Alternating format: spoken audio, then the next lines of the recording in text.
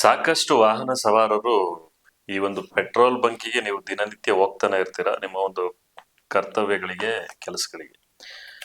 ಇಲ್ಲಿ ಒಬ್ಬ traveller social ಮೀಡಿಯಾದಲ್ಲಿ ಒಂದು ಭೂತಾನ್ ಮತ್ತೆ ನಮ್ಮ ದೇಶದ ಒಂದು ಪೆಟ್ರೋಲ್ ಇದನ್ನ ರೇಟ್ ನ ಡಿಫ್ರೆನ್ಶಿಯೇಟ್ ಮಾಡಿ ಹಾಕಿದ್ರು. ಸುಮ್ನೆ ಜಸ್ಟ್ ಒಂದು ನಮ್ಮ ರಾಜ್ಯ ಮತ್ತು ದೇಶದಲ್ಲಿ ಯಾವ ರೀತಿ ಇದೆ ಅಂತ ಹೇಳಿ ಅವರು ಹೇಳಿದ್ದು. ಭೂತಾನ್ಗೆ ಅವರು ಟ್ರಾವೆಲ್ ಮಾಡ್ತಾರೆ. ಭೂತಾನ್ ಒಂದು ಇಂಡಿಯನ್ ಆಯಿಲ್ ಒಂದು ಬಂಕ್ ಅಲ್ಲಿ ಅವರು ಪೆಟ್ರೋಲ್ ದರವನ್ನ 62.2 ಏನೋ ಸಮಥಿಂಗ್ ಇದನ್ನ ತೋರಿಸ್ತಾರೆ ಅವ್ರು ಆಕ್ಚುಲಿ. ನಮ್ಮ ರಾಜ್ಯದಲ್ಲಿ ಅಥವಾ ನಮ್ಮ ದೇಶದಲ್ಲಿ ಇವತ್ತು ಪೆಟ್ರೋಲ್ನ ದರ ಎಷ್ಟಿದೆ? ಸೊ ಅಪ್ರಾಕ್ಸಿಮೇಟ್ ಒಂದು ವರ್ಷದಿಂದ 100 ರೂಗಿಂತನೂ ಹೆಚ್ಚಿದೆ. 90 ರೂಗಿಂತ ಹೆಚ್ಚು ಡೀಸೆಲ್ ಇದೆ. ಪೆಟ್ರೋಲ್ಗೆ ಎಸ್ಪೆಷಲಿ ನಿಮಗೂ ಗೊತ್ತು, ಎಥನಾಲ್ ಬ್ಲೆಂಡ್ ಅಂದ್ರೆ ಆ ಒಂದು ಬ್ಲೆಂಡಿಂಗ್ ಅನ್ನ ಮಾಡ್ತಾ ಇದಾರೆ. ಸೊ 20%, 15% ಈ ತರ ಎಲ್ಲ ಚರ್ಚೆಗಳು ನಡೀತಾ ಇದೆ.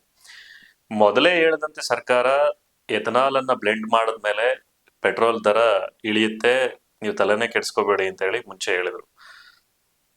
ಸೊ ಕ್ರೂಡ್ ಆಯಿಲ್ ರೇಟ್ ಅವಾಗ ಎಷ್ಟಿತ್ತು, ಈಗ ಎಷ್ಟಿದೆ? ಸೊ ಇಂಪೋರ್ಟ್ ಮಾಡ್ತಾ ಇರೋದು, so processing oil barrel rate ಜಾಸ್ತಿ ಇದ್ರೆ ಓಕೆ, ಫೈನಲಿ ಅದು ಏನೇ ಇದ್ರು ಬಂಕಿಗೆ ಬರ್ತಕ್ಕಂಥ ಒಂದು ಪೆಟ್ರೋಲ್ ಜಾಸ್ತಿ ಆಗ್ಬೋದು ಅಂತಕ್ಕಂಥದ್ದು ಎಲ್ಲರಿಗೂ ಒಂದು ಕ್ಯಾಲ್ಕುಲೇಷನ್.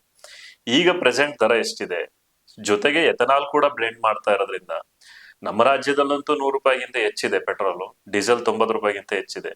ಅಲ್ರಿ, ಜನಸಾಮಾನ್ಯ ಪ್ರತಿನಿತ್ಯ ಉಪಯೋಗಿಸ್ತಕ್ಕಂತ ವಸ್ತುಗಳ ಮೇಲೆ ನೀವು ಎರ್ರಾಬಿರಿ ಟ್ಯಾಕ್ಸ್ ಗಳನ್ನ ಹಾಕೊಂಡು ಎರ್ರಾಬಿರಿ ದರವನ್ನ ಹೆಚ್ಚಿಸ್ಕೊಂತ ಹೋದ್ರೆ, ರಾಜ್ಯ ಇರ್ಲಿ ದೇಶ ಇರ್ಲಿ ಯಾವುದೇ ಇರ್ಲಿ, ನಾನು ಅದನ್ನ ಹೇಳ್ತಾ ಇರೋದು. ಯಾಕೆಂದ್ರೆ ಈಗ ರಾಜ್ಯದಲ್ಲಿ ಕಾಂಗ್ರೆಸ್ ಇದೆ, ದೇಶದಲ್ಲಿ ಬಿಜೆಪಿ ಇದೆ.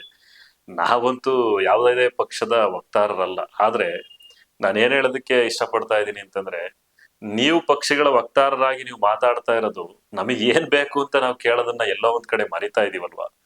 ಖಂಡಿತ ಪೆಟ್ರೋಲ್ ದರ, ಡೀಸೆಲ್ ದರ ಕಡಿಮೆ ಆಗ್ಲೇಬೇಕು. ಇದ್ರ ಬಗ್ಗೆ ನಿಮ್ಗೆ ಏನ್ ಅನ್ಸುತ್ತೆ ಕಾಮೆಂಟ್ ಮಾಡಿ. ನಮಸ್ಕಾರ.